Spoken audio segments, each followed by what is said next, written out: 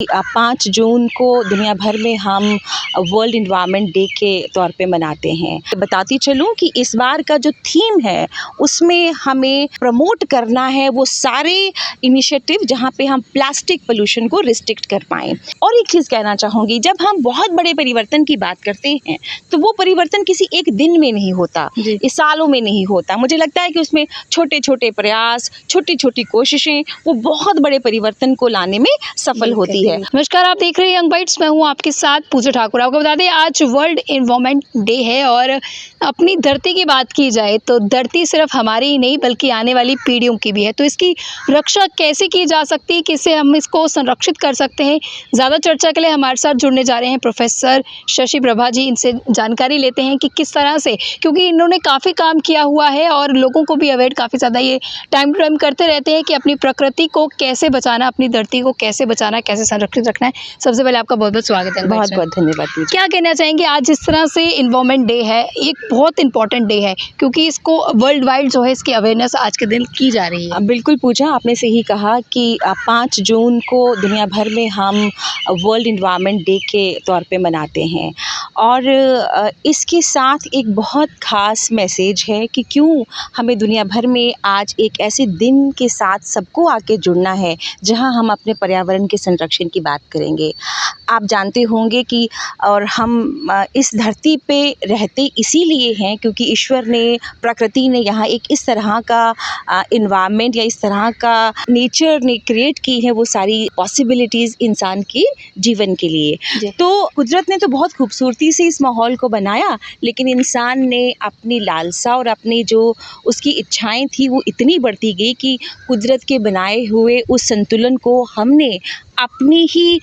गलत जो हमारे तरीके थे रहन सहन के, उसकी वजह से हमने इसको बिगाड़ दिया। अब इस बिगड़े हुए जो प्रकृति का संतुलन था उसकी वजह से बहुत सारी प्राकृतिक आपदाओं को होते हुए हम देख रहे हैं। हम सब महसूस कर रहे हैं कि किस तरह से क्लाइमेट चेंज जो है वो एक बहुत बड़ा ग्लोबल थ्रेट बन चुका है। तो जब हम पर्यावरण के संरक्षण की बात नहीं करेंगे और एक ऐसे खास विषय के साथ पूरा ग्लोबल कम्युनिटी इसके साथ कनेक्ट नहीं होगा, तब तक हम पर्यावरण की संरक्षण के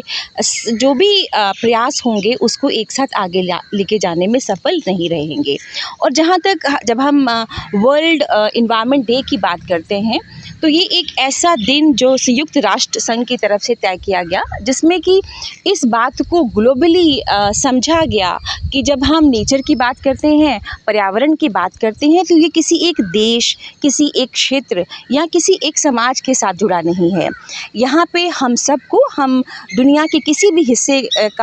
में रहते हों, किसी भी रीजन के साथ हमारा एफिलिएशन हो, हमें वो सब चीज़ों को पीछे करके ग्लोबल कम्युनिटी को बेहतर तरीके के साथ अपनी कंट्रीब्यूशन एनवायरनमेंट की कंजर्वेशन और मैनेजमेंट के लिए देनी हर होंगी। साल का अलग थीम रहता है, इस साल का क्या कुछ थीम है, कैसे हम अपनी प्रकृति को, अपनी धरती को बचा सकते हैं? बिल्कुल, संयुक्त राष्ट्र संघ की तरफ से हर बार इस एक खास दिन को हम किसी थीम के साथ जोड़ते हैं और उसका मकसद यही होता है कि पर्यावरण के साथ जुड़े हुए अलग अलग पहलुओं पे गहराई के साथ परिचर्चा हो, बातचीत हो और उन सारी गतिविधियों से हम जुड़ पाएँ। जहाँ तक 2025 में पर्यावरण दिवस को सेलिब्रेट करने की बात है तो मैं ये बताती चलूँ कि इस बार का जो थीम है उसमें हमें प्रमोट करना है वो सारे इनिशिएटिव जहाँ पे हम प्लास्टिक पोल्यूशन को रिस्ट्रिक्ट कर पाएँ। आप जानती होंगी कि 2022 में दुनिया के सारे देश एक ऐसी संधि के लिए इकट्ठा हुए, एक ऐसी ग्लोबल ट्रीटी के लिए इकट्ठा हुए जहाँ दुनिया भर के सब देशों ने इस बात में अपनी सहमति जताई कि उन सबको मिलकर पर्यावरण के संरक्षण के लिए अपनी ओर से जो भी कदम है उनको सुनिश्चित करना होगा। और इस बार हम प्लास्टिक पोल्यूशन को रिस्ट्रिक्ट करने की बात कर रहे हैं और एक बहुत अलार्मिंग स्टैटिस्टिक हमारे सामने है जिसकी वजह से पर्यावरण के संरक्षण के परिप्रेक्ष्य में प्लास्टिक रिस्ट्रिक्शन के बारे में बात करना इस बार के थीम का बहुत बड़ा मकसद है। और एक रिपोर्ट जिसके मुताबिक ये स्टडी सामने आई कि दुनिया भर में करीबन 11,000 मिलियन टन जो है प्लास्टिक लीकेज जो है वो हमारे इकोसिस्टम में, हमारे वाटर बॉडीज़ में हो रही है। आप यकीन माने, जब इतना ज़्यादा प्लास्टिक लीकेज हमारे इकोसिस्टम में होगा या हमारे वाटर बॉडीज़ में होगा, उसका प्रभाव जो है वो हमारी कृषि पे होगा, उसका प्रभाव हमारी आगे पीछे की सराउंडिंग्स पे होगा और मुझे लगता है कि उसी का प्रभाव हमारे स्वास्थ्य पर भी होगा। तो ये कितनी सारी चीज़ें हैं जो एक दूसरे के साथ जुड़ी हुई हैं। तो हमें प्लास्टिक जैसी जो एक मटीरियल है इसको रिस्ट्रिक्ट करना होगा। इसके साथ एक और चीज़ यहाँ कहना चाहूँगी कि हम ये कहते हैं कि प्लास्टिक को हमें रिस्ट्रिक्ट करना है, ये बदलाव जो है वो इसी तरह की परिचर्चाओं से हम सब तक ये एक संदेश जाएगा कि हमें कैसे अपनी दिनचर्या में अपने व्यक्तिगत जो हमारे तौर तरीके हैं उसमें बदलाव करके प्लास्टिक जैसी एक जो मटेरियल जो हमारे घरों में, मुझे लगता है कि यही विकल्प रह गया। हम अपने घरों में जितनी भी चीज़ों का इस्तेमाल करते हैं वो किचन से लेकर अपने बाकी सब चीज़ों की तरफ जाएं, मुझे लगता है कि हमारे लिए एक कॉस्ट इफ़ेक्टिव जो है ये ऑप्शन है जहाँ पे हम प्लास्टिक के मटेरियल का इस्तेमाल करते हैं। इसी के साथ साथ एक बात भी कहना चाहूँगी कि आपको पता होगा कि जब हम अपने स्टूडेंट्स को डिस्कशन होती है या किसी भी इन्वायरमेंट से रिलेटेड जो इश्यूज़ होते हैं जहाँ पे कंजर्वेशन की बात होती है या मैनेजमेंट की बात होती है, तो हम बार बार ये बात करते थे कि हमें 3 आर पे बहुत फोकस करना है। हमें 3 आर पे फोकस करना है। मतलब ये हुआ कि हमें अपनी धरती को, अपने पर्यावरण के संरक्षण के लिए हमें अपने रिसोर्सेज को रीयूज़ करना होगा, उसे रिसाइकिल करना होगा और उसे रिड्यूस करना होगा। लेकिन जहाँ तक पर्यावरण संरक्षण की बात है, एक और परिप्रेक्ष्य जिसमें हम 2025 में 5 जून को जब ये पर्यावरण दिवस जैसे एक खास दिन के साथ दुनिया भर का हर समाज, हर देश इसके साथ जुड़ रहा है। और आपकी जानकारी के लिए भी कहती चलूँ कि इस बार जो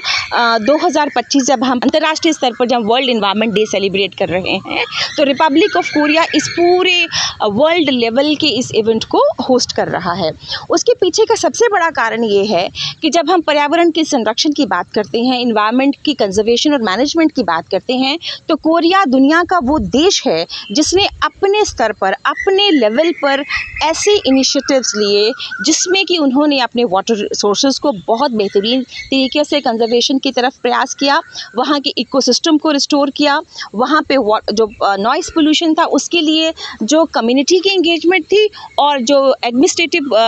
जो उसमें इनिशिएटिव थे, वो कलेक्टिव इतना अच्छा रिजल्ट आया कि दुनिया भर के लिए वो एक ऐसा उदाहरण बना, एक ऐसी मिसाल बना कि वो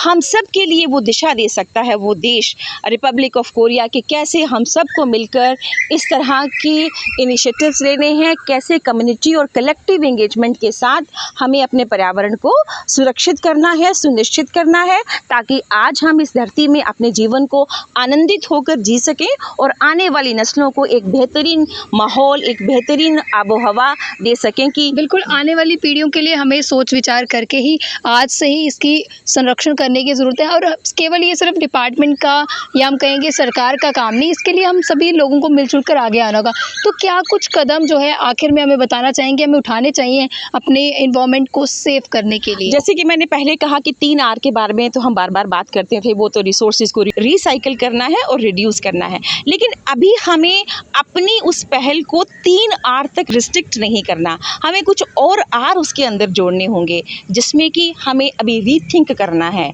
हमें उसको रीविजिट करना है। और जहाँ तक आपने ये बात कही कि कैसे करना होगा, वो 3 आर के साथ साथ एक रीथिंकिंग वाली अप्रोच, हम दोबारा से सोचें कहाँ हमारे अपने व्यवहारों में वो पॉसिबिलिटीज़ हैं कि हम अपने व्यवहार में जो प्लास्टिक का यूज़ करते हैं उसे कम कैसे कर सकें, कैसे हम उन चीज़ों की तरफ रीविजिट करें ताकि दोबारा उसका एक एनालिसिस हमारे लेवल पे हो। और एक चीज़ कहना चाहूँगी, जब हम बहुत बड़े परिवर्तन की बात करते हैं तो वो परिवर्तन किसी एक दिन में नहीं होता, इस सालों में नहीं होता। मुझे लगता है कि उसमें छोटे छोटे प्रयास, छोटी छोटी कोशिशें वो बहुत बड़े परिवर्तन को लाने में सफल होती है। और जब हम प्लास्टिक को रिस्ट्रिक्ट करने की बात कर रहे हैं 2025 के थीम के मुताबिक, तो मेरा अपना ये मानना है कि ये शुरुआत व्यक्तिगत तौर पर हम सब से होगी। जब हम सब इसमें अपना अपना योगदान देंगे कि प्लास्टिक का कम इस्तेमाल करना है, धीरे धीरे हम सब की तरफ से किया गया प्रयास एक बड़ी सफलता की तरफ हमको लेके चलेगा